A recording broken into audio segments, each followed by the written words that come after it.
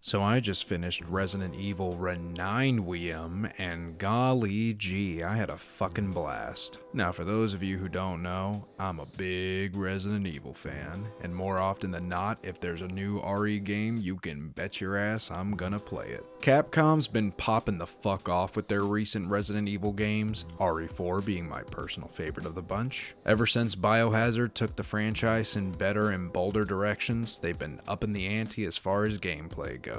It really is the best time to be a Resident Evil fan, and with Requiem coming out, full transparency, I wasn't going to review this game. I wanted this to be a fun little time for me to enjoy a game series I love and not subject y'all to my Japanese, but unfortunately for all of you, God works in mysterious ways, because I want to fucking talk about it. Resident Evil 9 takes the chronology of the remakes and blends them with the events of the current series. We follow an FBI agent sent to investigate a series of events that lead us back to where it all began at Raccoon City, and Leon is here. So yeah, I'm gonna approach this review as spoiler-free as possible, but there are gonna be moments where I can't help myself.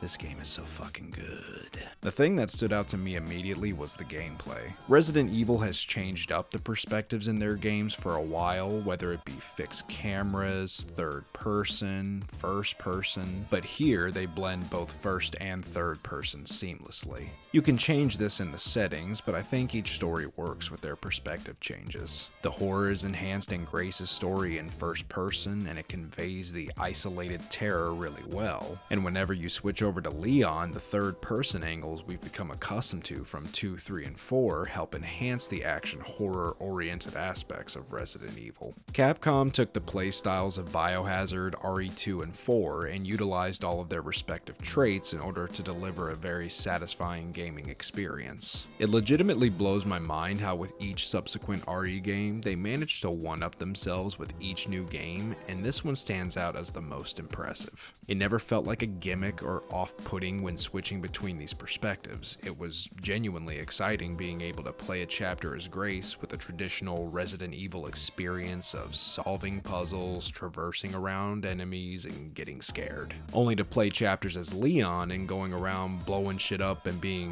Lance McThundercock without sacrificing the tension in the game. I was worried Leon's route would be more guns blazy without any difficulty, but unlike RE4 where they encourage you to stock up on ammo and go fucking bananas, he's still pretty limited here. Now maybe I just suck at the game and didn't utilize my inventory correctly, but I'm too self-centered to admit my shortcomings, so I'm gonna say that was a creative choice by the developers. You get a lot of artillery at your disposal, and it's not like your weapons or melees will be damaged in battle, but they always find ways to put you in situations where you'll have to think outside the box. This also goes for the mechanics in the game. When you're in first person as Leon, you can equip a scope to your weapons and it'll switch to third person when you aim. The developers cooked in regards to gameplay with this one. They took elements from previous Resident Evil games and repackaged them into a gaming experience that was transformative and offered a litany of ways to enjoy the experience. I respect that Capcom has taken the liberty of one-upping themselves with each RE title, and it honestly surprises me how much content they were able to fit into this game. Even their movements feel different. Obviously, Leon's going to be a lot more flexible in regards to taking out enemies, but you still feel his age in the way that he moves. I like that in the beginning, Grace has a much more timid demeanor, and you can feel how unprepared she is in her movement speed, up until the end where she gets more confidence and you get to feel the characters grow while the story progresses. You can even see it in how these characters wield the Requiem pistol. The little details they add make the experience a lot more immersive. I know a lot of people probably don't give a shit about details like this, but I do, and it was cool. Fuck you. Now, speaking of immersion, the real cherry on top for all of this is the soundtrack. Over the past few years, each RE title score is littered with bangers that set the tone for the types of scenarios you encounter. And in Requiem, every time a new track would play or Leon's music kicked in, it was like the game sent a wave of dopamine through my body. Hey, want to listen to some tunes?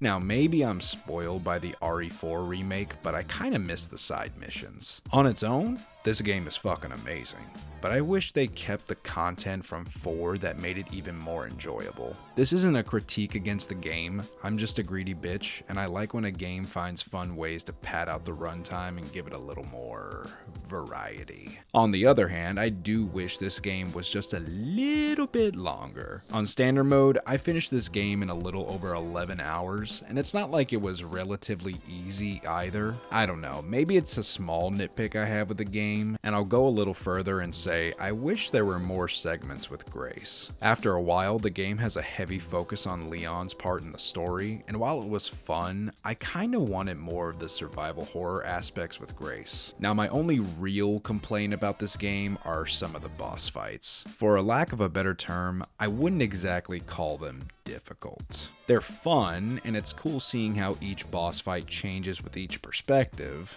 but I wish the gameplay was built around you evading the enemy and utilizing the environments around you in order to beat them instead of just shooting them a bunch of times in a particular spot. Again, I call Resident Evil 4 to the stand. You're given a lot of scenarios in order to figure out a way to beat the boss fights. Sometimes QTEs are implemented, or there's a bigger focus on using tools at your disposal to gain an advantage. It's cool being able to use the enemy's weapons against them in this game, but I don't know, maybe a few QTEs here and there would have padded out the bullet spongy feel of some of these boss fights. But as much as I can find little things to point out, it does not affect my overall feelings about this game. The fact that I only have a few nitpicks about the game is honestly very impressive. So I'll just chalk it up to me being a greedy, gluttonous freak. Cause even when it doesn't incorporate my favorite elements from Resident Evil, it introduces fun concepts that left me with a big smile on my face. Real shit. The moment Leon gets to Raccoon City and they let you use an old BSAA loot crate to purchase weapons, I think that's the first time I've ever giggled like a goddamn maniac.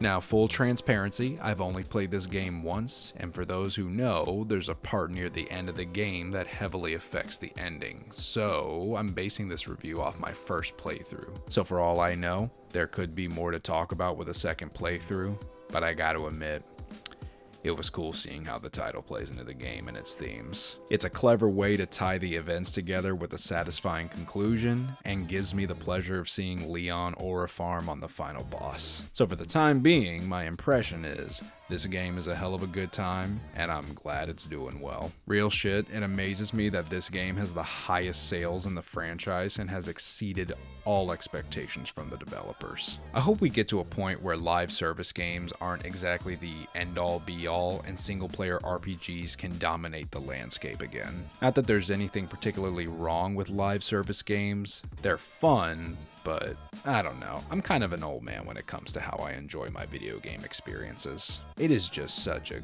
good time to be a Resident Evil fan, and I, for one, cannot wait to see what Capcom has in store in the future for this series. So with that being said, I'm giving Resident Evil Requiem a 9 out of 10.